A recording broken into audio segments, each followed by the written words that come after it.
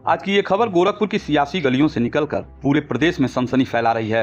एक बंगले की जंग, एक आरोप की आग और अब सवालों का तूफान। सुनिए ये कहानी। स्वर्गीय केदार सिंह के उस आलीशान बंगले पर कब्जा पाने के बाद उद्योगपति ओम प्रकाश जालान के बेटे तनुज जालान ने एक प्रेस कॉन्फ्रेंस बुलाई और शाहजनवा के पूर्व विधायक जीएम सिंह पर बम गिरा दिया। आरोप, फोन पर अवैध वसूली। तनुज ने दावा किया कि जीएम सिंह ने उनसे पैसे मांगे, धमकी दी और ये सब कुछ 3 दिन पहले हुआ। चर्चा ये है कि आपको कुछ लोग जो है धमकी दे रहे हैं। कौन लोग हैं, किस तरह की धमकियां?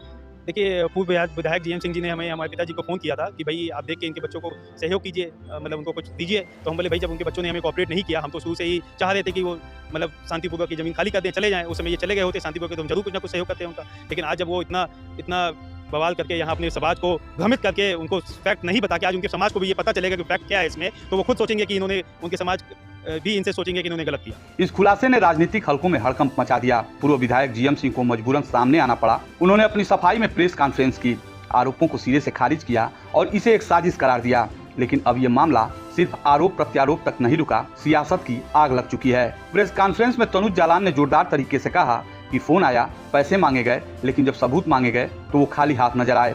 कोई रिकॉर्डिंग नहीं, कोई मैसेज नहीं, सिर्फ सब। पत्रकारों ने सवाल दागा, 3 दिन पहले की बात है तो शिकायत क्यों नहीं की? तनुज का जवाब अब करूंगा। फिर बीच में ये जो है रंगदारी वाला मामला कहाँ से आया? भैया वही तो बात आप समझ लीजिए कि जिस दिन मैंने टेलीफोन किया उस दिन इनका कोई कंप्लेन नहीं था, और न कप्तान साहब से कहे, न डीएम साहब से कहे, न किसी जिम्मेदार व्यक्ति से कहे कि जीएम सिंह हमको धमकी दे रहे हैं या धनुगाही की बात कर रहे हैं, न ही महेंद्र पाल सिंह से कहे जो नेगोशिएशन उसमें लगे हुए थे। जब मैं मीडिया पर पोस्ट कर दिया और मैंने अपने समाज को समझाया कि आप लोग जो है उग्र रूप धारण मत करिए, मेरे कहने का सेंस ये था इसकी लड़ाई जारी रहेगी, कोर्ट कचहरी और जो है कानूनी विधि से लड़ाई लड़ा जाएगा और न्याय दिलाने का काम किया जाएगा, उसमें तमाम कमियां हैं। लेकिन हैरानी की इंतहा यह है कि सैंथवार मल महासभा के अध्यक्ष गंगा सिंह सैंथवार ने खुलासा किया कि तनुज जालान ने अब तक कोई औपचारिक शिकायत नहीं दर्ज कराई है। क्यों? ये सबसे बड़ा सवाल है जो हर किसी के जेहन में गूंज रहा है। देखिए, तनुज जालान जब इलेक्ट्रॉनिक मीडिया पे आकर के अपनी बात कह रहे थे, हम लोग भी सुन रहे थे।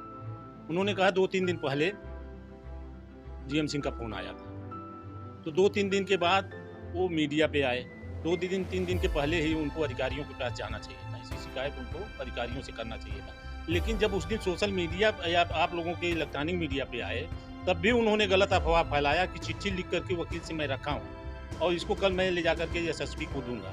लेकिन आज लगभग 10 दिन हो गए, उस चिट्ठी का पता नहीं है कि वो तनुज जालान अपनी चिट्ठी कहाँ लेकर के घूम रहे हैं, किस अधिकारी के पास जा रहे हैं, क्या कर रहे हैं। अधिकारी और प्रशासन और जनता सबको वो गुमराह करने का काम कर रहे हैं। मैं आप लोगों के माध्यम से तनुज जालान से पूछना चाहता हूँ कि जो चिट्ठी की बात आपने सोशल मीडिया पे, प्रिंट मीडिया पे जनता को बरगला करके हमारे जनप्रतिनिधि को बदनाम करने की आप कोशिश कर रहे थे, उस चिट्ठी को जनता और अधिकारी को दिखाइए कि वो चिट्ठी है कहाँ और उस चिट्ठी की जाँच होनी चाहिए। क्या तनुज जालान ने झूठा आरोप लगाया? अगर हाँ, तो इसके पीछे क्या मकसद छिपा है?